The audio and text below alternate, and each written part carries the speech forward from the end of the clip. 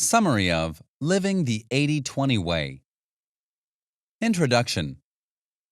Imagine working just 2 days a week and gaining better results and pay than you do working a full week. Imagine finding a simple solution to your problems that can help you make a living, earn money, find success, and even find happiness and fulfillment. All of this sounds too good to be true, right? Well, it's not. What if I told you that you could transform your life by following the 80-20 way? When you follow the 80-20 method, you can expect a real change in your life by doing less. Based on the 80-20 principle intended for business readers, the 80-20 way can now be applied to anyone willing to make a change. You no longer need to be a big-time business executive to understand or apply the 80-20 way to your life. Throughout his follow-up book, Koch shows you how to apply less is more and more is less to yourself, work, and success, money, relationships, and the simple, good life, and will help you develop a personal action plan to transform your life. Chapter 1. By working less, you can achieve more. If you think about it, all progress in civilization involves getting more with less. For example, nearly 8,000 years ago, humans moved from hunting and gathering to a system of agriculture in which they cultivated land and domesticated the animals. Then, an agricultural revolution led to the creation of machinery that transformed our productivity. 300 years ago, 98% of the working population worked on the land. Today, however, only 2 to 3% of the workforce in developed countries is involved in agriculture.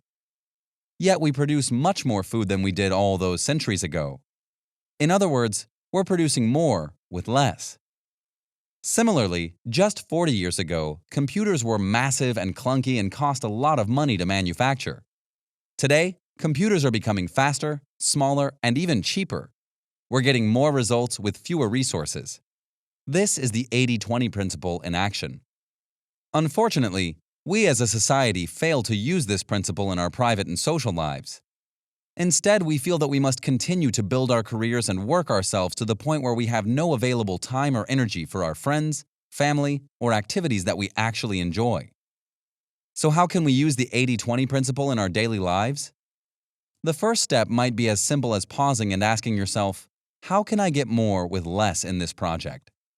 What few things could I focus on that will generate the bulk of the benefits from this project? Here's where personal time management skills will unleash the power of the 80-20 principle. When you realize that there's no such thing as too little time, you begin to organize yourself to be your most productive.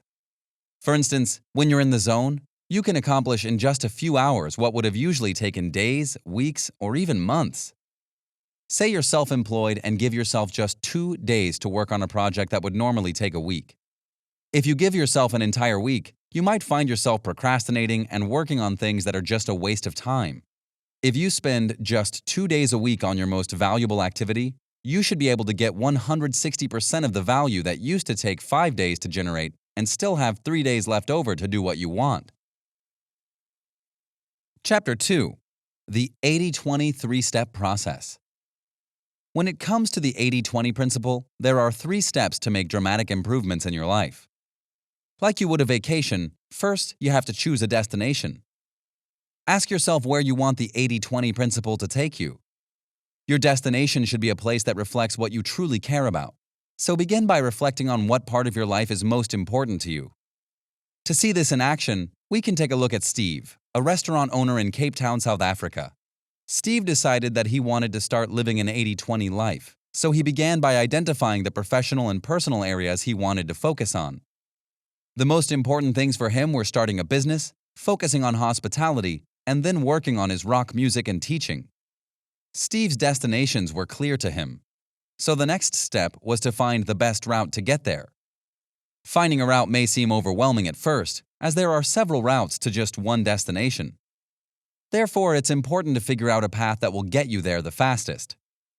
Koch's rule of thumb is that the optimum 80-20 route will be the one that is the most fun and least worrisome. Perhaps your destination is finding success as a salesperson. You could take several routes to achieve this goal, including taking classes, finding a mentor, getting an entry-level job, and more.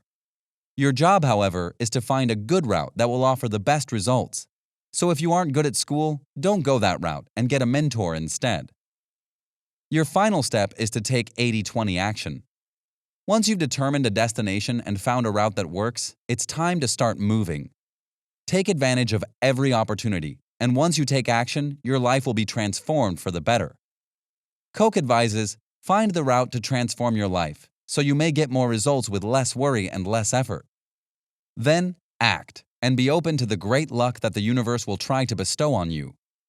When you've discovered and selected the authentic parts of yourself and make them work smoothly and easily, you'll be unique, highly valuable, and yes, very happy too.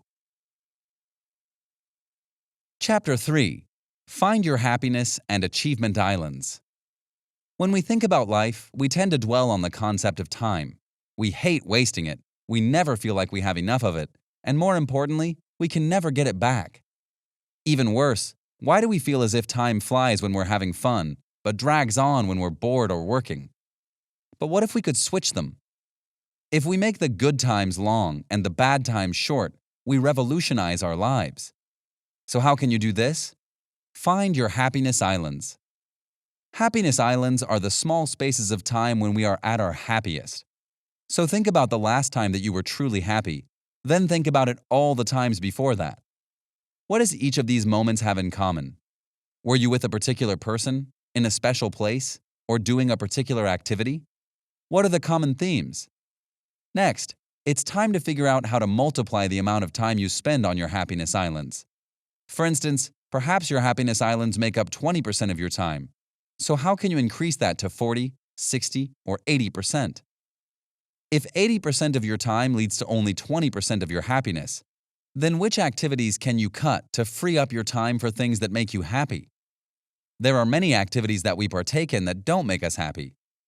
For example, surveys of people watching television reveal that very few people are happy after watching hours of TV.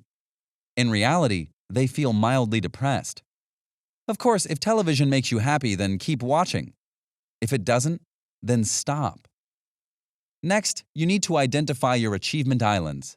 These are the times when you are the most creative or productive. Identify the times in the past in which you were the most productive, or when you achieved more in just a few minutes and added value to yourself or others. Perhaps you're most productive when doing a particular activity, or when you're working with a specific person, or even at a specific time or place. Once you've identified these islands, you can begin to focus on what makes you happy and how you can be productive. For example, Richard Adams, a bureaucrat in the British Civil Service, found he was happiest when telling stories to his daughters. Therefore, he began to write down these stories during his free time. These stories eventually became best-selling books, all because he decided to focus his time on his happiness and achievement islands. At the end of the day, everyone has the same amount of hours in the day. So start using it wisely and be as productive and happy as possible.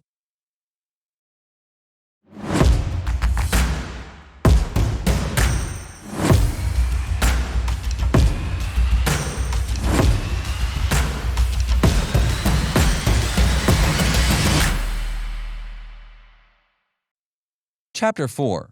The 80-20 Principle for Money. When it comes to money, 20% of the world's population owns 80% of the world's money. Why is that? The magic of compound interest, of course. Even Albert Einstein knew the power of compound interest, calling it the greatest force in the world. The wealthiest people in the world use the 80-20 principle to earn their fortunes by simply investing their money and letting compound interest do the rest. Even a small amount of money can produce unbelievable returns. Today, earning money has become a trap. Many of us become so busy earning money that we forget to pause and enjoy the fruits of our labor. Therefore, it's time to take a page from the wealthy and learn how to use the 80-20 principle with your finances. First, what's your destination when it comes to money? Here's the time to get specific. Don't just simply say you want to be free of money worries. Instead, define what that means to you. Does that mean you have enough to live on for 6 months, a year, or more? Do you want enough money to buy your dream home, become a millionaire? The destination is up to you. Next, you'll need to find your financial route. It's likely that your route will involve saving and investing. Of course, if you want to invest, then you need to have some money in your savings first. Some people may think saving is impossible, but it's not. Consider having 10% of your income automatically transferred into a savings account before you even have a chance to spend it. Remember, the earlier you start, the longer the time period you're allowing for compound interest to work its magic. Let's take a look at Steve and Helen, who used the 80-20 principle to buy a $60,000 apartment. Together, their annual income was $78,000, and they lived paycheck to paycheck, making it seemingly impossible to save money. Instead, they automatically transferred 10% of their paychecks into a savings account. Steve and Helen set a destination, found a route, and took action. In the end, they reached their goal, and after 6 years, the couple saved $66,000. Not only were they able to buy the apartment, but they were also able to fix some repairs. Chapter 5. The 80-20 Principle for Relationships. Think about the relationships in your life. In what area are they thriving? More importantly, how could they improve?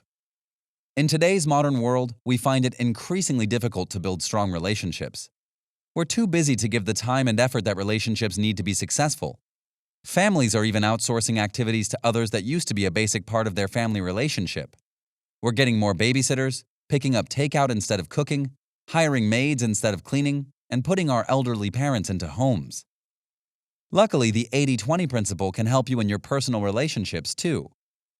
80% of our relationship satisfaction is generated by 20% or fewer of our relationships.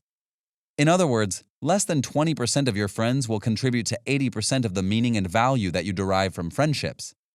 Therefore, we need to concentrate on the few relationships that matter to us, particularly those with our romantic partners.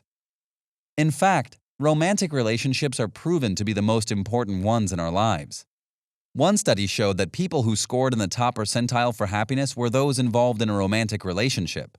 While 40% of married Americans say they're extremely happy, only 23% of unmarried Americans can say the same. Of course, marriage doesn't automatically mean happiness. You must have a strong relationship that fosters and supports your happiness. This is when you should focus on your 80-20 destination. What do you want from your personal relationships? What values are important to you? Once you decide your destination, you can work with your partner to find a route that works. When it comes to deciding your route, think about how you can build a better relationship for less time and less effort.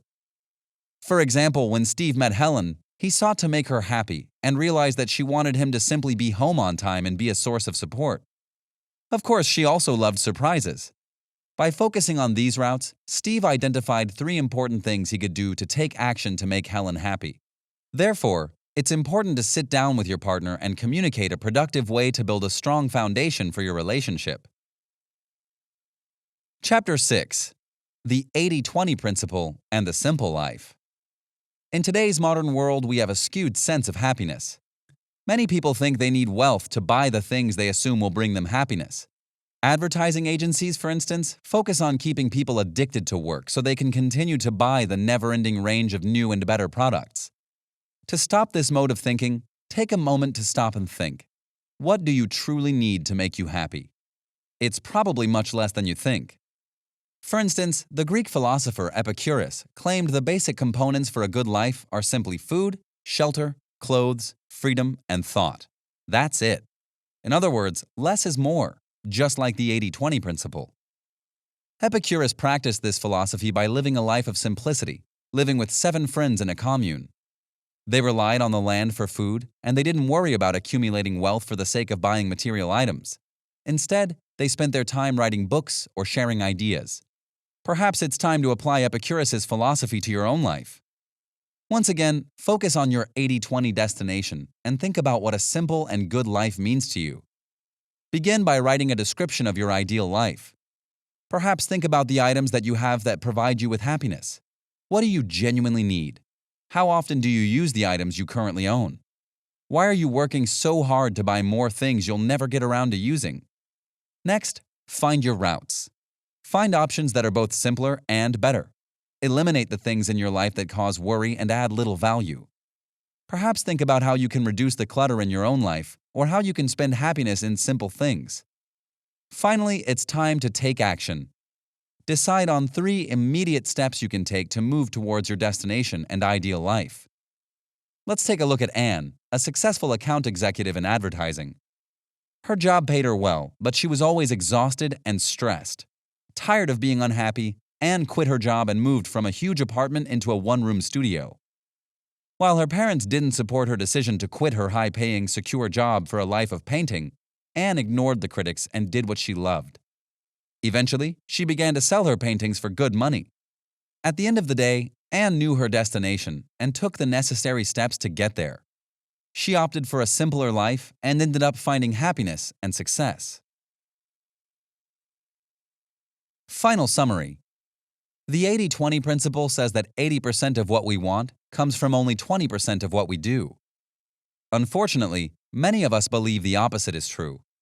We believe that if we work hard enough, we'll eventually find happiness. But happiness shouldn't come from the amount of money we have or the things that we buy. Instead, happiness comes from investing our time in what makes us happy. To truly find happiness, we can follow the 80-20 principle's 3 steps. Determine a destination, find the best routes, and take action. We can apply these steps in every area of our lives, including our finances and personal relationships. Once you make a plan and start putting the 80-20 principle in action, you'll begin finding success and happiness simply by doing less. This has been a summary of Living the 80-20 Way by Richard Koch, written by Leah Schullery and Quick Read, narrated by Blake Farha. The end.